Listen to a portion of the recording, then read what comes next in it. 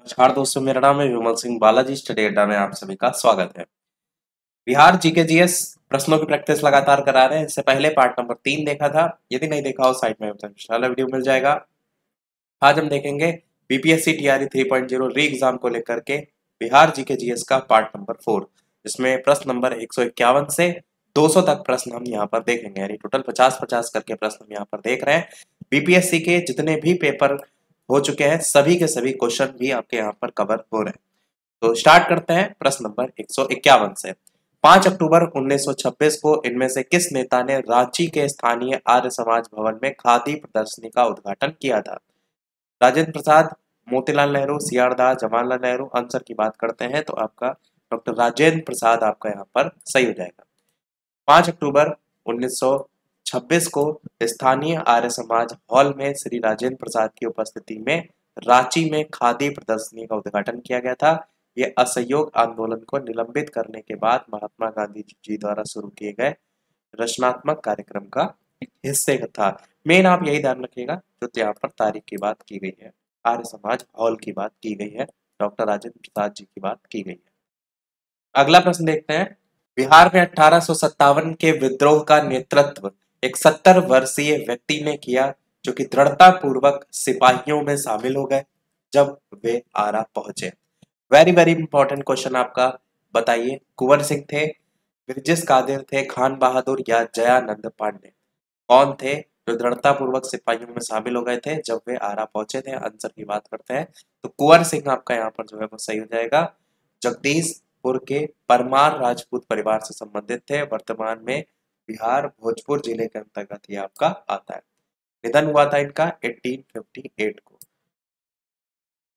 चाहे तो तारीख भी याद रख सकते हैं। यही लाइनों से क्वेश्चन उठ जाते हैं, अगर आप ध्यान नहीं देंगे तो फिर यही सब क्वेश्चन आ जाते हैं। अब आप कहेंगे कि इससे भी क्वेश्चन आ सकता है, तो आपको मैं पेपर दिखा देता हूँ। बीपीएससी टीआरई 3.0 जो री एग्जाम को लेकर के तैयारी करा रहे हैं, जो पेपर रद्द हो गया था, देखिए उसमें 99 नंबर पे क्वेश्चन क्या है? किस वर्ष बाबू कुंवर सिंह का देहांत हुआ? आंसर क्या? 1858। तो ऐसे ही क्वेश्चन बन जाते हैं जो हम हाईलाइट करते हैं। अगर आप सोच रहे हैं केवल आप एक बार देख लेके याद होगा, कभी नहीं याद होगा। एक बार देखने के बाद में फिर से रिवाइज कीजिए, दोबारा नहीं तिबारा देखिए, तब जाके चीजें दिमाग में बैठती हैं। ये क्वेश्चन आ चुका है आपका, इसी वाले पेपर में आया था 3.0 वाली वैकेंसी में। बिरसा आंदोलन का धार्मिक चरित्र युवा बिरसा मुंडा इन पर इनमें से किसके प्रबल प्रभाव के कारण था? आनंद पनरे, आनंद जोशी, जगमोहन सिंह, गांधी जी। आंसर आपका आनंद पनरे जो है वो सही होगा। बिरसा मुंडा के जीवन पर आनंद पनरे का जो है ये प्रभाव था। नाम ही पूछा जाएगा तो नाम बस याद रखिएगा। और स्वांसी जाति के धार्मिक व्यक्ति जो है वो थे। अगला क्वेश्चन आपका है कि 2011 की जनगणना के अनुसार बिहार की कुल साक्षरता दर का सही परसेंटेज आपका क्या था? तो इन चारों ऑप्शन में से कौन सा सही होगा? क्योंकि जनगणना हम आपको पहले करा चुके हैं प्रश्न, तो आप सभी को याद होना चाहिए कि इनमें से कोई नहीं होगा, क्योंकि साक्षरता दर तो 61.8% आपको हमने बताई थी। पुरुष साक्षरता 71.2 और महिला साक्षरता 51.5। यहाँ पर देखेंगे ना तो 5, 6, 7 इस क्रम से चलता है। पहले महिला, फिर ओवरऑल और फिर आपका पुरुष। बिहार लोक सेवा आयोग ने इसका आंसर ए माना था, जो कि गलत है, क्योंकि हम ऑलरेडी आपको बता चुके हैं 61.8% ही है। अगला क्वेश्चन देखते हैं। तो बिहार में सबसे गरीब जिला कौन सा है? मधेपुरा, अररिया, मधुबनी, सुपौल। कौन सा सही होगा? आंसर आपका हो जाएगा अररिया जिला। नीति आयोग की रिपोर्ट के अकॉर्डिंग बिहार का सबसे गरीब जिला कौन सा है? तो किशनगंज है। जब जिसकी परसेंटेज की बात करें तो 64.75% जनसंख्या गरीबी रेखा से नीचे जीवन यापन करती है। किशनगंज के बाद नंबर आता है अररिया जिले का, और यही दूसरे नंबर पर आपको देखने को मिलता है। तो ऑप्शन के अकॉर्डिंग इसीलिए अररिया आंसर यहाँ पर दिया गया है। वैसे आप देखेंगे तो नीति आयोग की रिपोर्ट के अकॉर्डिंग किशनगंज पहले नंबर पर है। बाकी अररिया के परसेंटेज की बात करें तो 64.65% है, मात्र दशमलव में अंतर है, तो ये गरीबी रेखा से नीचे है। और यहाँ पर लिखा भी है सबसे गरीब जिला अररिया। बिहार के तृतीय कृषि रोड मैप का शुभारंभ कब हुआ था? कब हुआ था? ये हुआ था नवंबर 2017 में। 12 से 17 ये अवधि इसकी जो है वो रही थी, और लागू इसे 2017 में जो है वो किया गया था। और पहला जो कृषि रोड मैप है वो 2008 में। प्रश्न में जो पूछा गया था वो पूछा गया था तीसरा। यहाँ पर जो दिया गया है वो आपका पहला था और नीचे तीसरा। बिहार में अधिसूचित वन क्षेत्र का प्रतिशत इनमें से कितना है? आंसर आपका पहला 7.1% आपका हो जाएगा। यहाँ पर आंसर देखेंगे तो बीपीएससी ने इसका आंसर ई माना है। बाकी इसमें परसेंटेज आपको दिया गया है कि बिहार में जो 6764.14 वर्ग किलोमीटर का वन क्षेत्र है इसको अधिसूचित किया है, जो कि इसके भौगोलिक क्षेत्र का 7.1% है। उसके अकॉर्डिंग आंसर दिया गया है, जबकि बिहार का कुल वन क्षेत्र इसके भौगोलिक क्षेत्रफल का 7.74% है। इसके अकॉर्डिंग आंसर ई दिया गया है, इसीलिए दो आंसर आपको यहाँ पर देखने को। अगला क्वेश्चन आपका है, छठ पूजा किन माहों में मनाई जाती है? आपको पता है कि बहुत ही महत्वपूर्ण पूजा के रूप में आपका मनाई जाती है बिहार में, तो आपको पता होना चाहिए किस माह में मनाया जाता है। आंसर की बात करते हैं तो मार्च और नवंबर माह में आपका मनाया जाता है। और छठ पूजा की बात करते हैं तो बिहार और पूर्वी उत्तर प्रदेश और नेपाल के तराई क्षेत्र में मनाई जाती है। चैती छठ मार्च अप्रैल और मुख्य छठ कार्तिक मास के शुक्ल पक्ष के षष्ठी को अर्थात अक्टूबर नवंबर में मनाया जाता है। अगला है, बिहार का डालमिया नगर किसके लिए जो है वो प्रसिद्ध है? रेशम, जूट, चमड़ा, सीमेंट। इंपॉर्टेंट क्वेश्चन है आपका। आंसर की बात करते हैं तो आपका सीमेंट के लिए है। डालमिया सीमेंट करके शायद एक कोई ऐड भी आता था, उससे भी याद रख सकते हैं। तो बिहार का डालमिया नगर सीमेंट उत्पादन के लिए प्रसिद्ध है। भागलपुर रेशम उद्योग और सूती वस्त्र उद्योग का प्रमुख केंद्र है। ये वाला क्वेश्चन ऑलरेडी हम आपको करा भी चुके हैं, दोनों याद रखिएगा। अगला क्वेश्चन है, भारत का बिहार में स्थित बाढ़ प्रभावित क्षेत्र कितने प्रतिशत है? 30, 25, 16, 10, कौन सा सही होगा? तो आंसर की बात करते हैं, ये आपका 16.5% है। और बिहार के कुल क्षेत्रफल का लगभग अगर बात करें तो आप कहेंगे 73% है बाढ़ प्रभावित क्षेत्र। भारत के कुल बाढ़ प्रभावित क्षेत्र की अगर बात करें तो उससे आपका 16.5%। अगला प्रश्न आपका है, जल मंदिर कहाँ पर स्थित है? गंगापुरी, पावापुरी, तीर्थपुरी, जलपुरी। आंसर आपका हो जाएगा पावापुरी में आपका स्थित है जल मंदिर। बिहार राज्य के नालंदा जिले में आपका पावापुरी में ये पड़ता है। ये मंदिर भगवान महावीर जी को समर्पित है। इस मंदिर का निर्माण महावीर जी के बड़े भाई राजा नंदीवर्धन के द्वारा जो है वो करवाया गया था। निम्नलिखित में से ये भी पूछा जा सकता है कि किसने करवाया था। अगला है, इनमें से बिहार का कौन सा जिला नेपाल के साथ सीमा साझा नहीं करता है? अब इसके लिए तो मैप से अगर पढ़ा होगा तो और बेहतर समझ में आएगा। पूर्णिया, मधुबनी, किशनगंज, सीतामढ़ी। तो बिहार का कौन सा जिला नेपाल की सीमा नहीं लगती है? तो आप कहेंगे पूर्णिया यहाँ पर सही होगा। बिहार के 7 जिले हैं जो कि नेपाल के साथ सीमा साझा करते हैं। उसमें पश्चिमी चंपारण, पूर्वी चंपारण, मधुबनी, किशनगंज, सीतामढ़ी, सुपौल और अररिया आते हैं। इसको रटने से अच्छा तरीका ये होता है कि बार बार आप मैप देखें तो उससे आपको आसानी से याद हो जाएगा। बिहार में औसत वार्षिक वर्षा जो है वो आपकी कितनी होती है? 705 मिलीमीटर या 1005 या 1205 या 1505। आंसर की बात करते हैं तो 1205 मिलीमीटर आपका औसत वार्षिक वर्षा बिहार में देखने को मिलती है। जलवायु की बात करें तो मानसूनी प्रकार की जलवायु पाई जाती है और अक्षांशीय विस्तार के आधार पर ये उपोष्ण जलवायु क्षेत्र के अंतर्गत आता है। यहाँ की जलवायु में महाद्वीपीय लक्षण पाए जाते हैं। इसका जो पूर्वी भाग है उसमें आर्द्र और पश्चिमी भाग में अर्ध शुष्क जलवायु देखने को मिलती है। बिहार में 3 कटिया पद्धति किस फसल के उत्पादन से जुड़ा हुआ था? धान, गेहूं, नील या गन्ना। आपको पता है नील की खेती को लेकर के ही आपका था 3/20 भाग पर नील की खेती करना अनिवार्य था, उसी के खिलाफ यह आंदोलन था। तो आंसर आपका नील की खेती हो जाएगा। ये वाला क्वेश्चन हमने पूछा था पिछले वाले वीडियो में, जिसका आंसर सभी ने सही दिया था 1908 कि किस वर्ष मुजफ्फरपुर बम कांड घटित हुआ था। तो आंसर आपका बिल्कुल 1908 यहाँ पर सही हो जाएगा। और 30 अप्रैल 1908 ये पूरा, यहाँ से मुजफ्फरपुर वाला जो कांड बम कांड था इससे भी टीआरई 3.0 में क्वेश्चन आया था, जहां पर ये पूछा गया था कि किसको फांसी दी गई थी। तो इसीलिए हम बिहार स्पेशल पहले करा रहे हैं, क्योंकि बिहार स्पेशल देखने में आपको लगता है कि आया नहीं है ज्यादा, पर सबसे ज्यादा बिहार से ही संबंधित चीजें आती हैं। तो इतनी चीजें रट लेंगे, कॉन्फिडेंस आपका 7वें आसमान पर पहुंच जाएगा। तो ये घटना तो तारीख याद हो गई होगी आपको, खुदीराम बोस और प्रफुल्ल चाकी इनके द्वारा अंजाम दिया गया था। ये जो घटना थी इसको किंग्सफोर्ड की हत्या के उद्देश्य से अंजाम दिया गया था, पर गलती से इस बम कांड में कैनेडी की पत्नी और बेटी की मृत्यु जो है वो हो गई थी। ये बता चुके हैं। अगला क्वेश्चन, बिहार में किसकी प्रचुर मात्रा में उपज होती है? चाय, कॉफी, तंबाकू, इलायची। आपको याद होगा तो यहाँ से इस वाला पोर्शन से लगभग 3 से 4 क्वेश्चन देखने को मिले थे, जहां पर चावल में प्रथम, चीनी में प्रथम, ऐसे करके क्वेश्चन थे। आंसर यहाँ पर बात करते हैं तो तंबाकू आपका यहाँ पर सही होगा। बिहार में तंबाकू का उत्पादन प्रचुर मात्रा में आपको देखने को मिलता है। यहाँ का वैशाली और समस्तीपुर जिला तंबाकू के उत्पादन प्रमुख रूप से जो है वो करते हैं। तंबाकू को सरेसा खैनी के नाम से भी जाना जाता है। और चाय का सर्वाधिक उत्पादन असम में, कॉफी का कर्नाटक में और इलायची का केरल में। मुजफ्फरपुर की लीची का ब्रांड नाम क्या है? रानी लीची, नवाबी लीची, रसगुल्ला लीची, शाही लीची। आंसर की बात करते हैं तो आपका आंसर शाही लीची आपका यहाँ पर सही होगा। मुजफ्फरपुर बिहार की लीची को शाही लीची ब्रांड नाम से जाना जाता है। शाही लीची को 2018 में जीआई टैग दिया गया था और इसके अकॉर्डिंग डी ऑप्शन सही हो जाएगा। बाकी जो जीआई टैग मिले हैं, भागलपुर का जर्दालू आम को मिला है, नवादा के मगही पान को जीआई टैग मिला है, कतरनी चावल को मिला है, 2022 में मिथिला के मखाने को भी जीआई टैग मिला है। तो एक क्वेश्चन ऐसे बन सकता है कि इनमें से किसे जीआई टैग नहीं दिया गया है, तो उसको याद रख सकते हैं। बाकी लेट जो सबसे लास्ट में मिला है तो वही मिथिला मखाने को ही मिला है।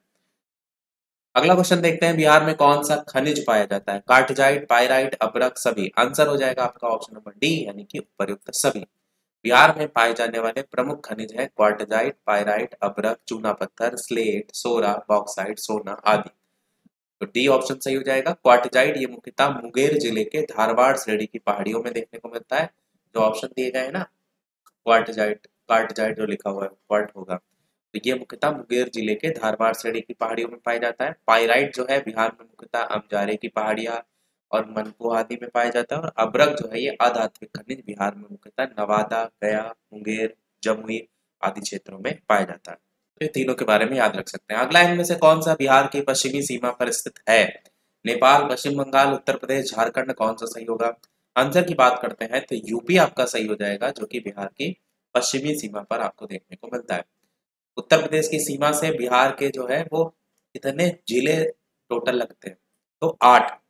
ये रट लीजिएगा, यूपी और बिहार की सीमा से कौन कौन से 8 जिले हैं? रोहतास, बक्सर, भोजपुर, सारण, सिवान, गोपालगंज और पश्चिमी चंपारण। उसके अलावा अगर बात करते हैं पूर्वी सीमा को लेकर के, तो पश्चिम बंगाल। दक्षिणी सीमा की बात करते हैं तो उस पर झारखंड। और उत्तरी सीमा की बात करते हैं तो उस पर आपका नेपाल। पहली लाइन लिखी है ना कि यूपी बिहार के पश्चिमी सीमा पर आता है, पूर्वी सीमा पर आपका पश्चिम बंगाल आ जाता है, दक्षिणी सीमा पर झारखंड आ जाता है और उत्तरी सीमा ऊपर साइड नेपाल आ जाता है। तो ये सीमाएं तो ऊपर नीचे की पता ही होना चाहिए। बाकी यूपी के साथ साथ जो जिले लगते हैं वो लिस्ट ये दे रखी है। अगला देखते हैं। अगला क्वेश्चन है, बिहार में कौन सी नदी है जो कि नहीं बहती है? फल्गु नदी, बागमती नदी, पुनपुन नदी, गोमती नदी। कौन सा सही होगा? आंसर की बात करते हैं, गोमती नदी आपका यहाँ पर सही होगा। गोमती नदी उत्तर प्रदेश में बहती है। इसका उद्गम पीलीभीत जिले के गोमल ताल, जिसे फुलहर झील के नाम से जाना जाता है, से हुआ है। ये नदी गाजीपुर जिले के कैथी नामक स्थान पर गंगा में जाकर के मिलती है। लंबाई इसकी लगभग 900 किलोमीटर की है।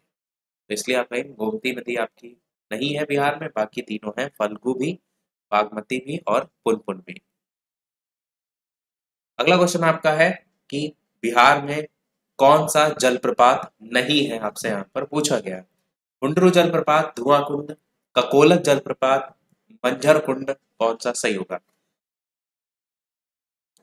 बिहार का पूछा गया कि कौन सा जलप्रपात नहीं है। आंसर की बात करते हैं तो यहाँ पर आपका हुंडरू जो जलप्रपात है ये एक्चुअल में झारखंड के रांची जिले में स्वर्ण रेखा नदी पर स्थित है। तो ये आपका आंसर हो जाएगा, जो कि बिहार में नहीं है। ये जलप्रपात 98 मीटर की ऊंचाई से गिरता है। भारत का 34वां सबसे ऊंचा जलप्रपात के रूप में जाना जाता है। बाकी जो जलप्रपात हैं वो बिहार के हैं। धुआं कुंड भी है, ककोलत भी है, मंजर कुंड भी है। तो ये भी टाइप के क्वेश्चन बनते हैं, तो ये आपको पता होना चाहिए यहाँ पर कौन कौन सी नदियां हैं, यहाँ पर कौन कौन से जलप्रपात हैं। अगला क्वेश्चन देखते हैं, 2011 की जनगणना के अनुसार इनमें से कौन सा बिहार में अधिक जनसंख्या वाला जिला है? सीतामढ़ी, बांका, पूर्णिया, नालंदा। कौन सा सही होगा? बिहार में अधिक जनसंख्या वाला जो जिला है वो आपका सीतामढ़ी है। पहला ऑप्शन जो देख रहे हैं वो सही हो जाएगा। 2011 की जनगणना के अनुसार बिहार की कुल जनसंख्या कितनी है? लगभग 10 करोड़ 41 लाख। जबकि सर्वाधिक जनसंख्या वाला जिला कौन सा है? तो पटना आपका है। सबसे कम जनसंख्या वाला जिला कौन सा है? तो शेखपुरा आपका है। बाकी सर्वाधिक जनसंख्या वाला जिला कौन सा है? तो सीतामढ़ी है। यही चीज आपसे यहाँ पर जो है वो विकल्पों के अकॉर्डिंग पूछा गया था, इसलिए आंसर क्या हो जाएगा? सीतामढ़ी यहाँ पर दिया गया है। वैसे तो आपका पटना है। वैसे देखा जाए तो प्रश्न में लिखा भी है कि बिहार में अधिक जनसंख्या वाला जिला कौन सा है। सर्वाधिक वर्ड का यूज नहीं किया गया, इसीलिए इन्होंने सीतामढ़ी को चुन सेलेक्ट किया है, ना कि आपका इनमें से कोई नहीं को। तो ऑप्शन के अकॉर्डिंग पूछ लिया इन्होंने। बाकी तो आपको अगर सर्वाधिक पूछा जाएगा तो पटना के साथ ही जाना है। बाकी जनसंख्या दी गई पूर्णिया, नालंदा, बांका की। अगला है बिहार प्रदेश में तेजी से विकास करने वाला उद्योग कौन सा है? खाद्य प्रसंस्करण, दुग्ध है, चीनी है, निर्माण है, कौन सा सही होगा? आंसर की बात करते हैं तो इनमें से एक से अधिक आपका यहाँ पर ऑप्शन जो देखना है वो हो जाएगा। वर्तमान में बिहार राज्य खाद्य प्रसंस्करण, डेयरी में, चीनी उत्पादन, विनिर्माण और स्वास्थ्य क्षेत्र में तेजी से विकास कर रहा है। सभी विकल्प यहाँ पर आ जाएंगे। इस फसल के उत्पादन में बिहार प्रदेश देश को नेतृत्व दे रहा है। आलू, प्याज, बैंगन, फूल गोभी, कौन सा सही होगा? आंसर की बात करते हैं तो आंसर इनमें से कोई नहीं वाला या इनमें से एक से अधिक वाला आपका ऑप्शन होगा। बिहार राज्य उपयुक्त किसी भी फसल के उत्पादन में शीर्ष राज्य नहीं है, क्योंकि आलू में आपका यूपी है, प्याज में आपका महाराष्ट्र और बैंगन में केवल यहीं तक ही है, और बैंगन और फूल गोभी के उत्पादन में पश्चिम बंगाल आपका शीर्ष स्थान पर है। बिहार राज्य आपका मखाना उत्पादन और लीची उत्पादन में शीर्ष राज्य है। ज्यादातर लीची ही आपको देखने को मिलता है, मखाना तो आपने जीआई टैग देखा ही है। अगला क्वेश्चन देखते हैं। 175 पे पहुंच गए, मतलब आधे क्वेश्चन हम अब तक कर चुके हैं। वीडियो सभी लोग लाइक अवश्य करते रहिएगा, जो भी चैनल पर नए हो सब्सक्राइब करके भी और जुड़ जाइएगा, ताकि आगे जो भी हम प्रश्न प्रैक्टिस कराएं वीडियो आप तक पहुंचता रहे। बाकी लाइक जरूर करते रहिएगा। 175 प्रश्न है कि बिहार में सबसे शिक्षित जिला 2011 की जनगणना के अनुसार इनमें से कौन सा है? आंसर की बात करते हैं तो रोहतास जिला आपका यहाँ पर सही हो जाएगा, सर्वाधिक साक्षर जिला। साक्षरता कितनी है इसकी? 73.37। पटना का भी याद रख सकते हैं, कई बार ऑप्शन में दे दिया जाता है, राजधानी है इसलिए। पटना का ये दूसरे नंबर पर है साक्षरता दर। और अगर न्यूनतम की बात करते हैं तो न्यूनतम साक्षरता दर वाला जिला पूर्णिया है, 51.08%। और पूरे बिहार की साक्षरता दर तो ऑलरेडी बता चुके हैं, 61.8%। The making of Bihar and Bihari's, colonial colonialism, politics and culture in modern India 1870 to 1912 नामक पुस्तक, इसके लेखक इनमें से कौन है? तैयारी 2 में काफी पुस्तकें पूछी गई थी, आपको याद होगा। 3 में इतना ज्यादा फोकस नहीं किया गया था, तो दोबारा हो सकता हो पूछ लिया जाए। नरेंद्र झा जो है इनकी ये पुस्तक है। 2012 में पुस्तक प्रकाशित हुई थी, पर पूछा 2021 में गया बीपीएससी नहीं। बिहार के निम्नलिखित जनपद समूहों में से कौन सा सर्वाधिक खनिज समृद्ध है? बताइए इनमें से कौन सा सही है? भागलपुर, मुंगेर, लखीसराय, जमुई। इसी प्रकार भागलपुर, कटिहार, पूर्णिया, मधेपुरा। पूर्णिमा नहीं है, पूर्णिया लिखा हुआ है। आंसर की डायरेक्ट बात करते हैं तो आंसर यहाँ पर आपका पहला वाला भागलपुर, मुंगेर, लखीसराय, जमुई, ये आपका यहाँ पर जो है वो सही होगा। तो ये सभी समृद्ध जिले हैं आपके खनिज संपादन, खनिज की दृष्टि से। भागलपुर, मुंगेर, लखीसराय और जमुई। भागलपुर में देखेंगे तो सीसा, कांच पत्थर, मुंगेर में देखेंगे तो मैग्नीज, चीनी मिट्टी, और जमुई में देखेंगे तो भारत का सबसे बड़ा स्वर्ण भंडार खोजा गया है। देखिए एक बार पूछा जा चुका है फसलों को लेकर के, तो ऐसा नहीं कि हर बार वही चीज रिपीट होगी। ये भी ध्यान दीजिए कि कौन से खनिज संपादन में कौन नंबर पे, पहले नंबर पे आ रहा है। क्षेत्र की दृष्टि से वर्ग किलोमीटर में सबसे छोटा प्रशासनिक संविभाग इनमें से कौन सा है? दरभंगा, सारण, भागलपुर, कोसी। आंसर यहाँ पर आपका भागलपुर जो है वो सही हो जाएगा। एक तरफ मंडल दिए गए, एक तरफ उनका क्षेत्रफल दिया गया है। तो दरभंगा का 8,684, सारण का उससे कम, भागलपुर कोसी का उससे कम। तो यहाँ यही पूछा गया था सबसे छोटा प्रशासनिक संविभाग कौन सा है, तो भागलपुर आपका यहाँ पर वो सही हो जाएगा। बाकी चाहें तो ये भी कर सकते हैं कि जो सबसे छोटा है उसका वो याद रख सकते हैं कि कितना वर्ग किलोमीटर है। निम्नलिखित जनपद समूहों में से कौन सा बिहार के भूकंप का सर्वाधिक तीव्रता वाला क्षेत्र है? कौन सा है इनमें से? आंसर की बात करते हैं तो आंसर यहाँ पर बिहार में भूकंप का सर्वाधिक तीव्रता वाला क्षेत्र है सीतामढ़ी, मधुबनी, सुपौल, अररिया, दरभंगा का क्षेत्र। भूकंप जोन बी आपका इसमें जो है ये स्थित है। बी क्या है, इसको आप 1 2 3 4 5 के फॉर्म में भी देख सकते हैं। सबसे कम लंबाई वाली नदी या उपनदी इनमें से कौन सी है? बूढ़ी गंडक, कोसी, पुनपुन, कमला, कौन सा सही होगा? महत्वपूर्ण क्वेश्चन है आपका ये। आंसर की बात करते हैं तो आंसर आपका पुनपुन जो है वो सही होगा। सबसे कम लंबाई वाली नदी या उपनदी आपकी पुनपुन नदी है।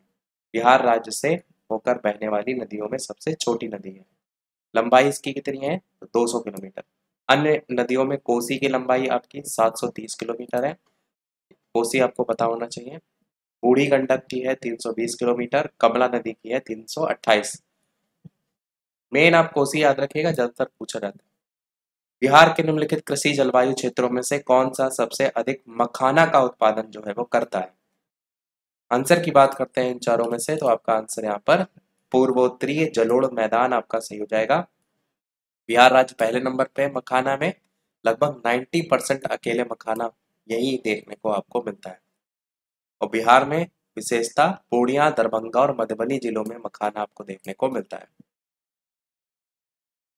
पार्क अभ्यारण्य और जनपद के निम्नलिखित में से कौन सा जोड़ा यहाँ पर कह रहा है सही नहीं है? तो आंसर यहाँ पर आपका कैमूर और बक्सर जो लिखा है ये आपका गलत है, क्योंकि कैमूर अभ्यारण्य की स्थापना रोहतास जिले में आपकी हुई थी 1979 में, जो लगभग 1800 किलोमीटर वर्ग क्षेत्रफल पर फैला हुआ है।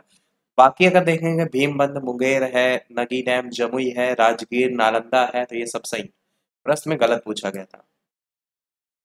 बिहार में किस वर्ष बर्खास्त आंदोलन प्रारंभ हुआ था? ये थोड़ा सा डिफरेंट क्वेश्चन है, याद रखिएगा। 1936, 38, 26, 28। आंसर आपका यहाँ पर 1936 आपका सही होगा। बिहार में बर्खास्त आंदोलन का प्रारंभ 1937-38 में स्वामी सहजानंद सरस्वती के नेतृत्व में हुआ था। मैंने ये चीज पहले भी बताई थी कि स्वामी सहजानंद सरस्वती से पूरे पेपर में एक ना एक क्वेश्चन हर बार आता है, तो इनसे रिलेटेड जितने भी क्वेश्चन बन सकते हैं आपको जरूर रटे होने चाहिए। यह आंदोलन काश्तकारों के अधिकारों के लिए जमींदारों के विरुद्ध जो है वो था। बिहार के किस नगर को मीर कासिम ने मुर्शिदाबाद के स्थान पर राजधानी जो है वो बनाया था? पटना, दरभंगा, सासाराम, मुंगेर, कौन सा सही होगा? तो आंसर आपका यहाँ पर मुंगेर जो है वो सही होगा। बंगाल का नवाब बनने के बाद मीर कासिम अंग्रेजों के हस्तक्षेप से बचने के लिए राजधानी को मुर्शिदाबाद से स्थानांतरित करके मुंगेर में लाया था 1760। तो वही चीज पूछी गई, कहां से कहां ट्रांसफर किया था? तो मुर्शिदाबाद से मुंगेर। टोक्यो पैरालंपिक में बिहार के प्रमोद भगत ने किस खेल में स्वर्ण पदक जो है वो जीता था? तो किस में जीता था? ये जीता था पैरा बैडमिंटन में। टोक्यो पैरालंपिक में बिहार के प्रमोद भगत। भारत 22वें नंबर पे इसमें रहा था और चाइना तो पहले नंबर पे रहा था। ये अच्छा क्वेश्चन है, महत्वपूर्ण क्वेश्चन है, इसको जरूर रट के रखिएगा। बिहार दिवस 2022 की थीम पूछी गई है, आपको 2023 की भी पता होना चाहिए। तो बिहार राज्य अपनी स्थापना के 110वीं वर्षगांठ के मौके पर 22 मार्च 2022 को 3 दिवसीय बिहार दिवस का आयोजन किया गया था। वहां पर जो थीम थी उसको लेकर के देखेंगे तो जल जीवन हरियाली थी, परंतु बिहार दिवस 2023 की थीम युवा शक्ति की प्रगति। तो ये 2023 वाली याद रखिएगा, युवा शक्ति की प्रगति। अगला क्वेश्चन आपका है पूर्वी क्षेत्र सम्मेलन जो 7 जनवरी 2022 को पटना में संयुक्त रूप से रेल मंत्रालय और बिहार सरकार द्वारा आयोजित किया गया था, वो इनमें से क्या था? आंसर की बात करते हैं तो आंसर यहाँ पर पीएम गति शक्ति योजना पर ये आपका जो है यहाँ पर सही हो जाएगा। अच्छा, ऊपर वाले में 2024 की थीम क्या रही थी?